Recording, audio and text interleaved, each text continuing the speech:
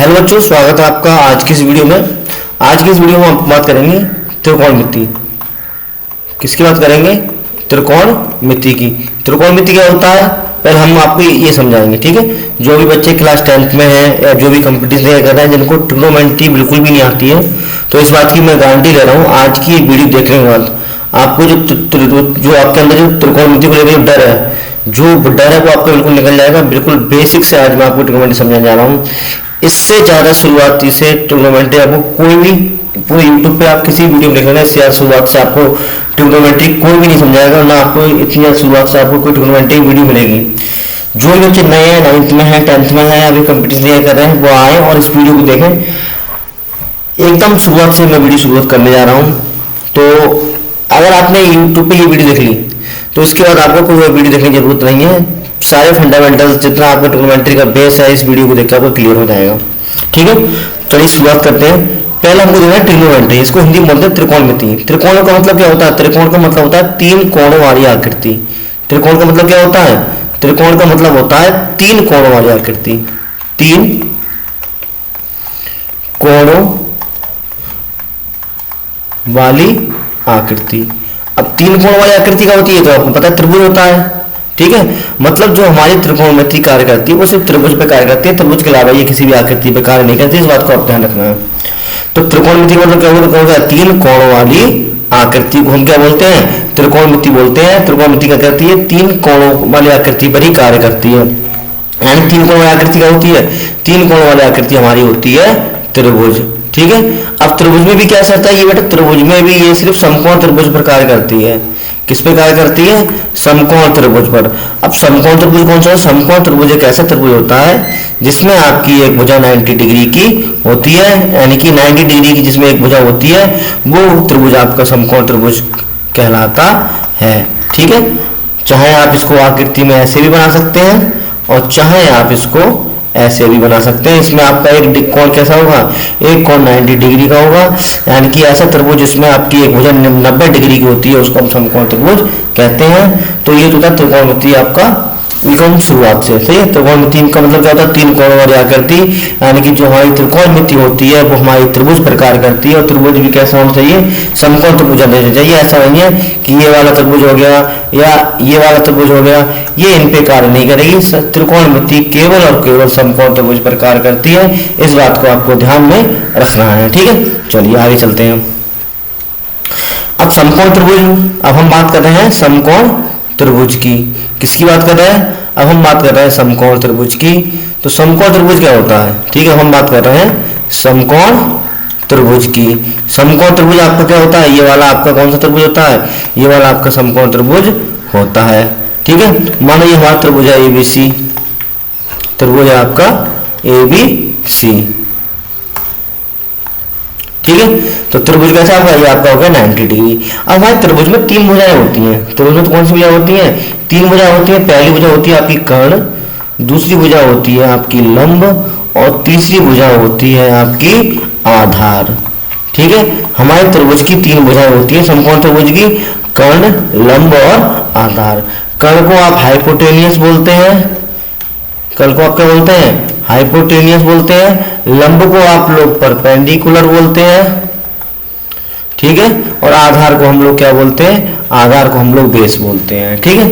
तो आपको एक चीज का ध्यान रखना है, जब भी हम जैसे ये हमारा समकोण त्रिभुज क्या है? समकोण त्रिभुज हमारा ABC है। समकोण त्रिभुज क्या है? हमारा ABC है। तो जो हमारे कर्ण, जो हमारे लंब, आधार और कर्ण होंगे, ये हर किसी एंगल के लिए अलग अलग होते हैं, ठीक है। हर किसी एंगल के लिए क्या होते हैं? अलग अलग होते हैं। तो पहले मैं आपको इनकी परिभाषा बता देता हूँ, उसके बाद मैं आपको बताऊंगा ये अलग अलग कैसे होते हैं। पहले आपको समझना है कर्ण क्या होता है, ठीक है। त्रिभुज की कर्ण क्या होता है? तो त्रिभुज की सबसे बड़ी भुजा, त्रिभुज की सबसे बड़ी भुजा त्रिभुज की सबसे बड़ी भुजा ये आपका कर्ण होता है, सही है। त्रिभुज की सबसे बड़ी भुजा क्या होती है? कर्ण। और 90 डिग्री, 90 डिग्री यानी कि समकोण के सामने की भुजा, समकोण के सामने की भुजा, समकोण के सामने की भुजा, ये भी आपकी क्या होती है? कर्ण होती है। यानी कि 90 डिग्री के सामने की भुजा यानी कि जो हमारी बी है, बी हमारा क्या 90 डिग्री है, और इसके सामने की भुजा यानी कि ये वाली, ये आपकी हो जाएगी कर्ण। क्या हो जाएगी? कर्ण। त्रिभुज की सबसे बड़ी भुजा, चाहे तो आप सबसे बड़ी भुजा कर लें, चाहे आप करें समकोण के सामने भी, ये होती है कर्ण। ठीक है। और तीसरी क्या है, आपका जो कर्ण होता है, कर्ण कभी परिवर्तित नहीं होता है, इस बात का आपको ध्यान रखना है। कर्ण कभी परिवर्तित नहीं होता है, कर्ण कभी परिवर्तित नहीं होता है। ठीक है। तो 90 डिग्री के सामने की भुजा आपकी कर्ण होगी, और त्रिभुज की सबसे बड़ी भुजा कर्ण होगी, और कर्ण आपकी कभी भुजा चेंज नहीं होती है, हमेशा लंब और आधार आपके परिवर्तित होते हैं, कर्ण आपका कभी परिवर्तित नहीं होता है। ठीक है। अब लंब किसे कहते हैं? ठीक है। देखो मैंने यहाँ पे लिखा 90 डिग्री के सामने, यानी समकोण के सामने की भुजा कर्ण होती है, लेकिन कोण के सामने की भुजा, कोण के सामने की भुजा, कोण के सामने की भुजा ये आपकी लंब कहलाती है। क्या कहलाती है? लंब कहलाती है। समकोण के सामने की भुजा कर्ण होती है, और कोण के सामने की भुजा क्या होती है? कोण के सामने की भुजा आपकी लंब होती है। अगर मैं कहूँ एंगल ए के लिए, तो एंगल ए, ये एंगल ए ये हो गया, तो एंगल ए के लिए इसके सामने की भुजा ये लंब कहलाएगी। ठीक है। और एंगल सी के लिए, इस एंगल सी के लिए ये वाली भुजा इसकी, ये इसकी लंब हो गई। ठीक है। तो लंब और आधार आपस में परिवर्तित होते रहते हैं। अब बात करते हैं आधार की। जब आप लंब और कर्ण निकाल लेंगे, ठीक है, तो शेष बची भुजा ये आपका क्या कहलाएगी? ये आपकी आधार कहलाएगी। अर्थात चाहे आप शेष बची भुजा कहते हैं, यहाँ पे जिस भुजा पर कोण टिका होता है, उसे आप आधार कह सकते हैं। ठीक है। जब हमारा एंगल ए बी है, अब हमारा एंगल बी किस पे टिका है? एंगल बी हमारा इस वाली भुजा पे टिका है, तो एंगल बी के लिए हमारा आधार ये हो जाएगा। ठीक है। अब एंगल ए के लिए हमारा आधार क्या हो जाएगा? एंगल ए के लिए हमारा आधार ये हो जाएगा। ठीक है। तो कर्ण किसे कहते हैं? समकोण के सामने की भुजा या 90 डिग्री के सामने की भुजा आपकी कर्ण कहलाती है। कर्ण कभी भी परिवर्तित नहीं होता है, आपको इस बात का ध्यान रखना है। ठीक है। लंब समकोण के सामने की भुजा कर्ण होती है, लेकिन कोण के सामने की भुजा आपकी ये लंब होती है, इस बात का आपको ध्यान रखना है। जब आप त्रिभुज की दो भुजा निकाल लेंगे तो एक भुजा बचेगी, जो भुजा बचेगी शेष बची भुजा वो आपकी आधार होगी। अगर ऐसे भी आपको समझ में नहीं आ रहा तो आपको इस बात का ध्यान रखना है कि जिस भुजा पर आपका कोण टिका होता है वो आपका आधार कहलाता है। ठीक है। अब कैसे परिवर्तित होते हैं लंब, कर्ण और आधार, अब मैं आपको अलग अलग तरीके से बता रहा हूं मैं आपको। ठीक है। जैसे मैंने एक त्रिभुज बना लिया, ये है मेरा त्रिभुज, ये वाला। ठीक है। ये त्रिभुज है मेरा ए बी और सी। सबसे पहले मैं बात करूंगा एंगल ए के लिए, एंगल ए के लिए। ठीक है। एंगल ए के लिए सबसे पहले हम निकालेंगे कर्ण। क्या निकालेंगे? कर्ण। तो मैंने आपको बताया था कि कर्ण हमारा कभी भी परिवर्तित नहीं होता है। ठीक है। कर्ण आपका कभी परिवर्तित नहीं, चाहे आप एंगल ए की बात करें, चाहे एंगल बी की बात करें, चाहे एंगल सी की बात करें, कर्ण आपका कभी परिवर्तित नहीं होगा। तो ये हमारा समकोण है, ये हमारा क्या है? समकोण है। तो समकोण के सामने की भुजा, समकोण के सामने की भुजा ये आपकी कर्ण हो गई। तो कर्ण आपका क्या हो गया? कर्ण यहाँ पे आपका हो गया ए सी। ए सी क्या हो गया? आपका कर्ण। अब हम किसकी बात कर रहे हैं? मैंने बताया था आपको समकोण के सामने की भुजा क्या होती है? समकोण के सामने की भुजा कर्ण होती है, और कोण के सामने की भुजा, कोण के सामने की भुजा। तो अभी हम एंगल ए की बात कर रहे हैं, तो एंगल ए के सामने की जो भुजा है ये आपका लंब हो जाएगा। ये आपका क्या हो जाएगा? लंब। तो लंब आपका यहां से हो जाएगा बी सी। लंब आपका क्या हो जाएगा? B C. और आपकी शेष बची भुजा कौन सी है? जब आपने कर्ण निकाल लिया और आपने लंब निकाल लिया तो शेष बची भुजा आपकी ए बी। तो ए बी आपका हो जाएगा आधार। ए बी क्या हो जाएगा आपका? ए बी हो जाएगा आधार। अब आपको ये भी देखना, ए हमारा कौन सी भुजा पे टिका हुआ है? ए हमारा ए बी भुजा पे टिका हुआ है, तो ए बी आपका यहां से हो जाएगा आधार। ठीक है। तो एंगल ए के लिए कर्ण तो कभी चेंज होता नहीं है। ठीक है। एंगल ए के लिए कर्ण आपका ये हो गया, लंब आपका ये हो गया, सॉरी ये आपका आधार हो गया, और ये आपका क्या हो गया? लंब। क्योंकि कोण के सामने की भुजा क्या होती है? कोण के सामने की भुजा लंब होती है। और समकोण के सामने की भुजा आपकी कर्ण होती है। ठीक है, अब हम बात करेंगे एंगल बी के लिए। किसकी बात करेंगे? एंगल बी के लिए, एंगल बी के लिए। अब हम क्या करेंगे, एक त्रिभुज आपका सेम वाला त्रिभुज ये बनाएंगे ताकि आपको कंफ्यूजन बिल्कुल भी ना हो। ए बी और सी हमने एक समकोण त्रिभुज बना लिया। ठीक है, अब क्या है, मैंने बताया आपको कर्ण आपका कभी भी चेंज नहीं होगा, कर्ण आपका कभी भी चेंज नहीं होगा क्योंकि समकोण आपका चेंज नहीं होता। तो समकोण के सामने की भुजा, इसमें भी आपका ए सी क्या हो गया? कर्ण हो गया। तो इसमें आपका कर्ण क्या है? कर्ण आपका है ए सी, कर्ण आपका क्या है? ए सी। तो एंगल बी के लिए कर्ण तो आपका ये हो गया। तो अब आपकी जो एंगल बी है ये टिका किस पर? आपका एंगल बी टिका है इस वाली भुजा पर। एंगल बी किस पे टिका है? बीसी भुजा पर। तो आधार आपका हो जाएगा बीसी, आधार आपका हो गया बीसी। और शेष बची भुजा क्या हो जाएगी? तो लंब आपका हो जाएगा यहां से ए बी। इस बात का आपको ध्यान रखना, कर्ण आपका चाहे एंगल ए की बात हो, चाहे एंगल ए की बात हो, चाहे एंगल बी की बात हो, चाहे एंगल सी की बात हो, कर्ण आपको कभी परिवर्तित नहीं होगा। कर्ण आपका सेम रहेगा कि कर्ण आपकी क्या होती है? समकोण के सामने की भुजा कर्ण होती है और कोण के सामने की भुजा क्या होती है? और कोण के सामने की भुजा आपकी लंब होती है। ठीक है, तो इस प्रकार से आप निकाल लेंगे। चलिए ए सी, अब सी एंगल के लिए भी बता देता हूं मैं। फिर से हम समकोण त्रिभुज बनाते हैं। ए की बात कर ली हमने, बी की बात कर ली और सी की, ए की और बी की बात करी, हम बात करेंगे सी के लिए। तो हम किसकी बात कर रहे हैं? हम बात कर रहे हैं एंगल सी के लिए, एंगल सी के लिए। तो एंगल सी के लिए तो सबसे पहले मैंने आपको बताया कर्ण आपका कभी भी परिवर्तित नहीं होता है। तो कर्ण आपका समकोण के सामने की भुजा ये आपकी कर्ण रहेगी, समकोण के सामने की भुजा आपकी क्या रहेगी? कर्ण रहेगी। ठीक है, अब हम किसकी बात कर रहे हैं? एंगल सी के लिए। जब कर्ण आपका ये हो गया और मैं बताया समकोण के सामने की भुजा कर्ण होती है, कोण के सामने की भुजा क्या होती है? लंब। तो एंगल सी के लिए लंब आपका क्या हो जाएगा? लंब आपका हो जाएगा ए बी। तो कर्ण आपका ए सी हो गया और लंब आपका हो जाएगा, लंब आपका हो जाएगा ए बी। और शेष बची भुजा कौन सी है? शेष बची भुजा इसकी भी आपके आधार क्या हो जाएगा? B C. ठीक है, तो इस प्रकार से हम क्या करते हैं? लंब, आधार और कर्ण को हम परिभाषित करते हैं। उम्मीद है लंब, आधार और कर्ण आपको अच्छे से समझ में आ गए होंगे। ठीक है, अब इसके बाद हम बात करते हैं पाइथागोरस प्रमेय की, क्योंकि जब तक आपको पाइथागोरस प्रमेय नहीं आएगी तब तक आप ट्रिग्नोमेट्री को नहीं समझ पाएंगे। पाइथागोरस प्रमेय, तो सबसे पहले आपको पता होना चाहिए पाइथागोरस प्रमेय होती क्या है। पाइथागोरस प्रमेय एक ऐसी प्रमेय होती है जिसमें त्रिभुज की अगर दो भुजाएं दी हों, त्रिभुज की कितनी भुजाएं दी हों?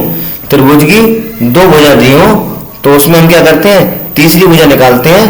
तो उसको हम क्या बोलते हैं? उसको हम पाइथागोरस प्रमेय बोलते हैं। जैसे हमारा ये समकोण त्रिभुज हो गया। ठीक है, समकोण त्रिभुज के लिए जब भी समकोण त्रिभुज की बात होती है तो हम पाइथागोरस प्रमेय होती है तो हम एंगल बी को मानते हैं।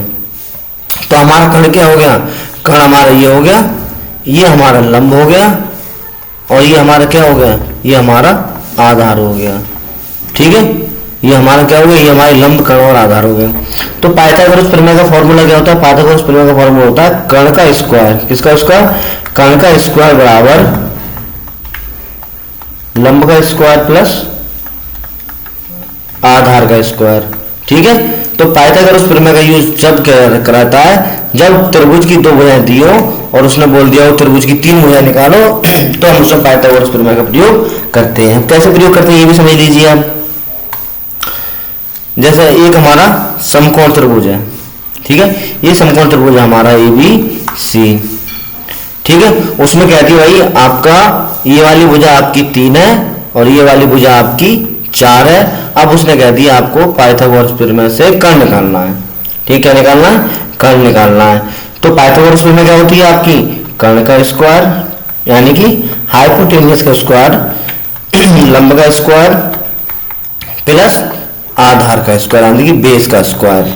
ठीक है, कर्ण हमको निकालना है। तो कर्ण हमारा क्या है? कर्ण हमारा है ए सी। तो ए सी का स्क्वायर बराबर लंब कितना है हमारा? ए बी का स्क्वायर और आधार कितना है हमारा? बी सी का स्क्वायर। कर्ण हमको निकालना है तो ए सी का स्क्वायर बराबर ए भी हमारा कितना दिया है 3 का स्क्वायर और बी सी कितना दिया है 4 का स्क्वायर। तो ए सी का स्क्वायर बराबर हो जाएगा हमारा 3 3 9 और 4 4 16। तो ए सी का स्क्वायर हो जाएगा हमारा 25। अब आपको एक चीज का और ध्यान रखना, हमको ए सी निकालना है और वैल्यू हमारी किसकी आ रही है, वैल्यू आ रही है हमारी ए सी का स्क्वायर। तो जब भी किसी चीज का स्क्वायर होता है तो स्क्वायर यानी वर्ग होता है, तो वर्ग घटाने के लिए हम वर्गमूल करते हैं। तो हम जब ए सी का वर्ग करेंगे तो हमारा ए सी का स्क्वायर का वर्ग ए सी हो जाएगा और 25 का वर्गमूल कितना होता है, 25 का वर्गमूल होता है 5। तो ए सी हमारा कितना आ गया, ए सी हमारा आ गया 5। ठीक है, तो इस प्रकार से हम जब भी त्रिभुज की दो भुजाएं दी होती हैं तो तीसरी भुजा निकालने के लिए हम पाइथागोरस प्रमेय का प्रयोग करते हैं। ठीक है, तो त्रिभुज समझ में आ गया आपको। त्रिभुज में आपके लंब आधार खंड किसे कह दिया आपको मैंने समझा दिए, और पाइथागोरस प्रमेय मैंने आपको समझा दिए पाइथागोरस प्रमेय का प्रयोग कहाँ करते हैं। अब आते हैं नेक्स्ट स्लाइड पे। तो ट्रिग्नोमेट्री में बेटा 6 अनुपात होते हैं। 6 अनुपातों को आपको बहुत ध्यान में रखना है। जिस प्रकार से मैं ये सीरियल में लिख रहा हूँ आपको इसी सीरियल में याद करना है, इसके अलावा आपको कोई सीरियल नहीं करना है, क्योंकि इसी सीरियल से आपके जो मैं आपको फॉर्मूले हैं वो आपको बना के दिखाऊंगा। तो पहला ट्रिग्नोमेट्री अनुपात होता है आपका साइन थीटा, दूसरा होता है कॉस थीटा, तीसरा होता है टेन थीटा, और चौथा होता है कॉट थीटा, और पांचवा होता है सेक थीटा, और छठा होता है कुसेक थीटा। ठीक है, ये हमारे त्रिकोणमिति के 6 अनुपात होते हैं। 6 अनुपातों को आपको इसी सीरियल में याद रखना है, क्योंकि सीरियल अगर आप चेंज करेंगे तो जो मैं आपको फॉर्मूला बताने जा रहा हूं वो भी आपके गलत हो जाएंगे। तो सीरियल को आपको ध्यान में रखना है। तो एक आपका फॉर्मूला होता है लाल बटे कक्का, इसको आपको ध्यान में रखना है, लाल बटे कक्का, ये आपका एक फॉर्मूला होता है। इस फॉर्मूले से आपके 6 के फॉर्मूले आपके निकल जाएंगे। तो एल से आपका लंब होता है, ये भी आपको ध्यान रखना है, के से आपका कर्ण हो जाएगा, और ए से आपका आधार हो जाएगा। क्या हो जाएगा, एल से आपका लंब हो जाएगा, ए से आधार, और एल से लंब, के से कर्ण, कर्ण और आधार। ठीक है, तो देखो पहले हम निकालते हैं साइन थीटा। तो साइन थीटा क्या हो जाएगा, लंब बटे कर्ण। पहले हम ऐसे चलेंगे, ठीक है, तो पहले क्या हो जाएगा, साइन थीटा क्या हो जाएगा, साइन थीटा हो जाएगा हमारा लंब बटे कर्ण।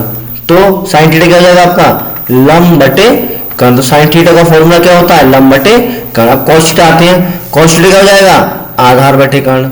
कॉस थीटा आपका क्या हो जाएगा, कॉस थीटा हो जाएगा आपका आधार बटे कर्ण। कॉस थीटा आपका क्या हो जाएगा, आधार बटे कर्ण। और टेन थीटा हो जाएगा आपका लंब बटे आधार। टेन थीटा हो जाएगा आपका लंब बटे आधार। ठीक है, अब क्या करेंगे हम, 3 बार तो हम चल लिए, अब हम उल्टा चलेंगे। अभी हम कैसे चले थे, अभी हम ऐसा चले थे, अब हम चलेंगे उल्टा। तो कॉट थीटा क्या हो जाएगा, कॉट थीटा हो जाएगा हमारा आधार बटे लंब। तो कॉट थीटा क्या हो जाएगा, आधार बटे लंब। ठीक है, अब सेक थीटा क्या हो जाएगा, सेक थीटा हो जाएगा कर्ण बटे आधार। सेक थीटा क्या हो जाएगा, कर्ण बटे आधार।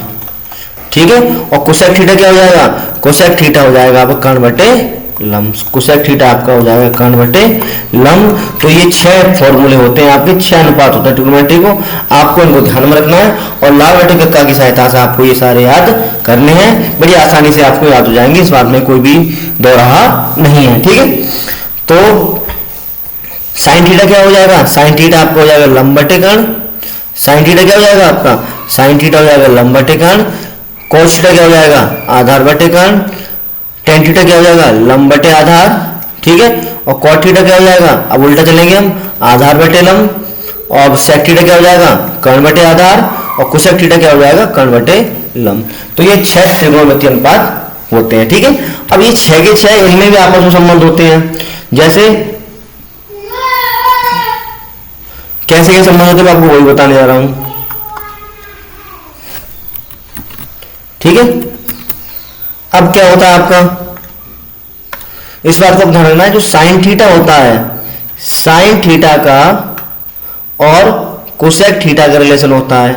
ठीक है, कॉस थीटा का और सेक थीटा का रिलेशन होता है, और टेन थीटा का और कॉट थीटा का रिलेशन होता है। ठीक है, इस बात को आपको क्या करना है, पहले वाले का जो रिलेशन होता है वो आखिरी वाले से होता है।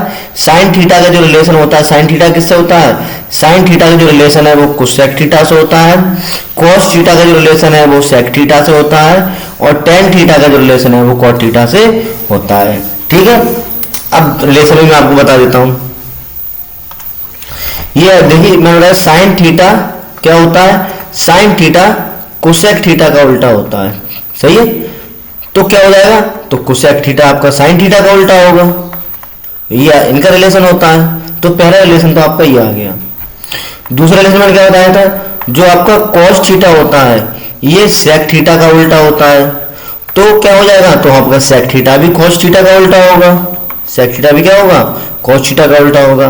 तीसरा क्या है, टेन थीटा कॉट थीटा का उल्टा होता है। टेन थीटा क्या होता है, कॉट थीटा का उल्टा होता है। तो कॉट थीटा भी तो टेन थीटा का उल्टा होगा। तो ये इनके रिलेशन होते हैं। ठीक है, साइन थीटा कोसेक थीटा का उल्टा होता है, तो कोसेक थीटा किसका उल्टा हो जाएगा, कोसेक थीटा हो जाएगा साइन थीटा का उल्टा। कॉस थीटा आपका सेक थीटा का उल्टा होता है, तो सेक थीटा किसका उल्टा हो जाएगा, कॉस थीटा का उल्टा हो जाएगा। टेन थीटा कॉट थीटा का उल्टा होता है और कॉट थीटा आपका टेन थीटा का उल्टा होता है। इन रिलेशंस को आपको ध्यान में रखना है। ठीक है, चलिए अब मैं आपको कुछ फॉर्मूले बताने जा रहा हूं। ठीक है, तो पहला आपका फॉर्मूला होता है साइन स्क्वायर थीटा। आज में पूरा जो फंडामेंटल्स होते हैं इसी पूरी वीडियो में कंप्लीट कर दूंगा। ये वीडियो अगर आपने देखी तो ट्रिग्नोमेट्री आपको आसान लगने लगेगी। इस वीडियो को देखने के बाद हम नेक्स्ट वीडियो में आपकी जो एक्सरसाइज रिलेटेड क्वेश्चन होते हैं उनको सॉल्व कराएंगे। तो साइन थीटा बराबर sine square theta plus cos square theta, ये क्या होता है, sine square theta plus cos square theta, ये आपका होता है 1। ठीक है, यहाँ से दो फॉर्मूले और बन जाते हैं, वो दो फॉर्मूले मैं आपको बता दे रहा हूँ। अगर हम यहाँ पे साइन स्क्वायर थीटा को रोक लें, साइन स्क्वायर थीटा को रोक लें, तो ये आपको पता है बराबर के जब भी कोई संख्या आती है तो उसका चिन्ह बदल जाता है। तो कॉस स्क्वायर थीटा इधर आके किसका हो जाएगा, माइनस का हो जाएगा। तो साइन स्क्वायर थीटा का फॉर्मूला बन जाएगा 1 माइनस कॉस स्क्वायर थीटा। अगर हम एक बार यहाँ पे कॉस स्क्वायर थीटा को रोक लें तो साइन स्क्वायर थीटा इधर जाके किसका हो जाएगा, साइन स्क्वायर थीटा इधर जाके हो जाएगा माइनस का। तो कॉस स्क्वायर थीटा का फॉर्मूला क्या हो जाएगा, कॉस स्क्वायर थीटा का फॉर्मूला हो जाएगा 1 माइनस साइन स्क्वायर थीटा। ठीक है, तो दूसरा फॉर्मूला होता है हमारा साइन थीटा बटे कॉस थीटा, ये आपका टेन थीटा के बराबर होता है, ये किसके बराबर है, टेन थीटा। और तीसरा फॉर्मूला आपका होता है कॉस थीटा बटे साइन थीटा, ये आपका कॉट थीटा के बराबर होता है। ठीक है, एक फॉर्मूला और मोस्ट है आपका, एक फॉर्मूला होता है 1 प्लस टेन स्क्वायर थीटा, ये आपका होता है सेक स्क्वायर थीटा के बराबर होता है। अगर हम यहाँ से टेन स्क्वायर थीटा का फॉर्मूला निकालें तो 1 उधर जाएगा माइनस का हो जाएगा, तो ये हो जाएगा सेक स्क्वायर थीटा माइनस 1। तो 1 प्लस टेन स्क्वायर थीटा ये आपका सेक स्क्वायर थीटा होता है। और यहाँ से अगर हम टेन स्क्वायर थीटा की वैल्यू निकालें तो 1 उधर जाएगा माइनस का हो जाएगा, तो ये आपका हो जाएगा सेक स्क्वायर थीटा माइनस 1। एक फॉर्मूला और होता है 1 प्लस कॉट स्क्वायर थीटा, ये आपका होता है कोसेक स्क्वायर थीटा के बराबर। अगर हम यहाँ से कॉट स्क्वायर थीटा की वैल्यू निकालें तो 1 इधर जाके किसका हो जाएगा, माइनस का हो जाएगा, तो कोसेक स्क्वायर थीटा माइनस 1, ये आपका कॉट स्क्वायर थीटा का फॉर्मूला बन जाएगा। क्लास 10th में इतने ही फॉर्मूले हैं, इन्हीं फॉर्मूले से आपके सारे टॉपिक्स कवर हो जाएंगे। अब मैं आपको बताने जा रहा हूं कि जो हमारे एक्सरसाइज के क्वेश्चन आते हैं वो आते कैसे हैं। ठीक है, कुछ क्वेश्चन मैं आपको बताने जा रहा हूं। ठीक है, जैसे अगर आपका किसी क्वेश्चन आ गया साइन थीटा बराबर 3/4, उसने कह दिया साइन थीटा बराबर 3/4 है, तो बाकी सभी त्रिकोणमितीय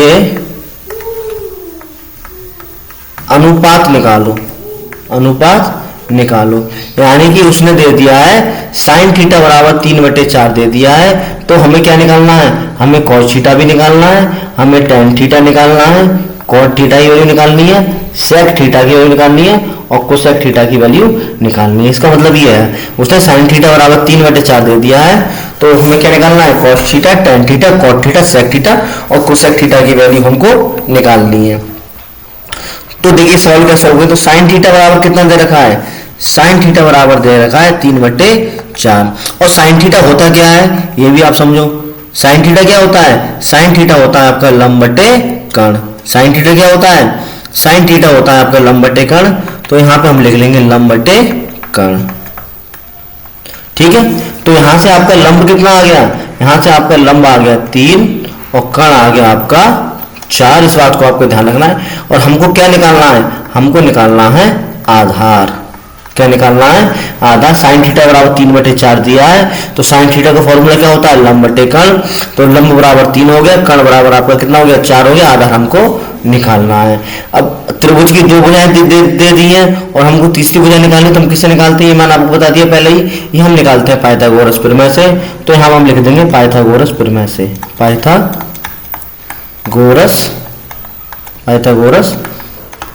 प्रमेय से, पाइथागोरस प्रमेय से। अब पाइथागोरस प्रमेय क्या होती है, ये आपका होता है कण का स्क्वायर बराबर लंब का स्क्वायर प्लस आधार का स्क्वायर। इधर आप आधार या लंब आगे पीछे कर सकते हैं, इसमें कोई समस्या नहीं, क्योंकि दोनों के चिन्ह कैसे समान है। अगर आप यहाँ आधार भी कर देते हैं तो लंब कर देते तो भी कोई समस्या नहीं होगी। कण कितना दिया है, कण दिया है आपका 4, तो 4 का स्क्वायर बराबर लंब कितना दिया है 3, तो 3 का स्क्वायर। हमको क्या निकालना है, आधार निकालना है, तो आधार का स्क्वायर। तो 4 का स्क्वायर कितना हो जाएगा, 16 हो जाएगा, और 3 का स्क्वायर 9 हो जाएगा, प्लस आधार का स्क्वायर। ठीक है, 9 इधर आए किसका जाएंगे, जब भी कोई संख्या बराबर के इधर या उधर जाती है तो उसका चिन्ह बदल जाता है। तो ये वाले जो 9 है जब इधर आएंगे तो 9 माइनस के हो जाएंगे, तो आधार का स्क्वायर कितना आ जाएगा, आधार का स्क्वायर कितना आ जाएगा 16 माइनस 9, और 16 में से 9 गए तो कितने बचे आपके, 16 में से 9 गए तो आपके कितने बचे, तो आपको बचे 7। तो आधार का स्क्वायर बराबर कितना आ जाएगा, आधार का स्क्वायर बराबर आ जाएगा आपका 7। अब मैं बताएगा वर्ग घटाने लिए क्या करते हैं, वर्ग घटाने लिए हम करते हैं वर्गमूल। तो आधार का स्क्वायर आपका आधार बराबर कितना आ जाएगा, √7, क्योंकि 7 का वर्गमूल निकलता नहीं है। अगर यहाँ पे 16 होता तो 4 हो जाता, 25 होता तो 5 हो जाता, 64 होता तो 8 हो जाता, लेकिन 7 का वर्गमूल निकलता नहीं है। तो आधार का वर्ग कितना आ गया, आधार आ गया हमारा, आधार आ गया हमारा √7। ठीक है, अब हमारे पास लंब भी हो गया, कण भी हो गया, और क्या हो गया, आधार भी हो गया। हमारा आधार कितना आया है, आधार आया है हमारा √7, लंब हमारा कितना है, लंब हमारा 3 है, और कण हमारा कितना है, कण हमारा है 4।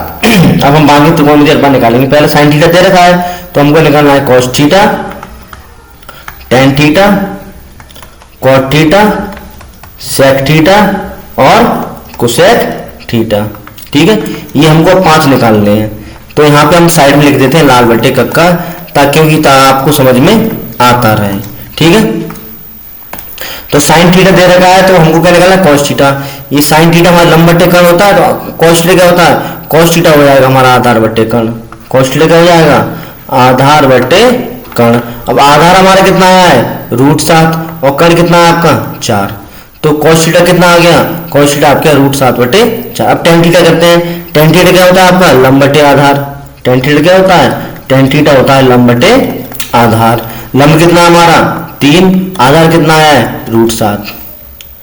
ठीक है, अब cot थीटा क्या होता है, cot थीटा होता है आपका आधार बटे लंब। cot थीटा क्या होता है, अब इधर से लेंगे हम, आधार बटे लंब। और sec थीटा क्या होता है, कण बटे आधार, और cosec थीटा क्या होता है, कण बटे लंब। तो आधार बटे लंब, cot थीटा क्या हो गया, आधार बटे लंब। तो आधार कितना है हमारा √7 और लंब कितना है 3। अब sec थीटा क्या होता है, कण बटे आधार। sec थीटा क्या होता है, कण बटे आधार। कण कितना है हमारा 4, आधार कितना है हमारा √7। ठीक है, कण बटे आधार। cosec थीटा क्या होता है, कण बटे लंब। cosec थीटा क्या होता है, कण बटे लंब। तो कण है हमारा 4 और लंब है 3। तो ये आपके आगे बाकी ये सभी मान आ गए। ठीक है, तो उम्मीद आपको ये वाली वीडियो से ट्रिग्नोमेट्री काफी अच्छे समझ में आई होगी। कोई भी अगर आपको कोई डाउट होता है तो आप मेरे वीडियो पर कमेंट कर सकते हैं, और कोई भी टॉपिक अगर आपको नहीं आ रहा है, कोई भी टॉपिक से रिलेटेड आपको कुछ भी नहीं आ रहा है, तो आप मुझे वीडियो पर कमेंट कर दीजिए और मैं उससे रिलेटेड आपके लिए वीडियो लेकर आ जाऊंगा। नेक्स्ट वीडियो ट्रिग्नोमेट्री के इससे आगे का जो पार्ट है वो जल्दी मैं आपके लिए लेकर आऊंगा। ये वाला फंडामेंटल वीडियो था, इसमें आपको ट्रिग्नोमेट्री के बारे में बताया कि ट्रिग्नोमेट्री किस आकृति पर कार्य करती है, पाइथागोरस प्रमेय क्या होती है, त्रिभुज में लंब, कण और आधार किसे कहते हैं, त्रिकोणमिति के 6 त्रिकोणमितीय अनुपात होते हैं, sine theta, cos theta, tan theta, cot theta, sec theta, cosec theta, इनको आज हमने बताया। तो नेक्स्ट वीडियो में हम इसके आगे की जो पार्ट है वो जल्दी लेके आएंगे। उसके लिए आपको कमेंट करना होगा। कमेंट बॉक्स में अगर आपको अगला पार्ट चाहिए तो कमेंट बॉक्स में आप यस लिख के नेक्स्ट पार्ट का वेट कर सकते हैं। थैंक यू वेरी मच, मिलते हैं अगली वीडियो में।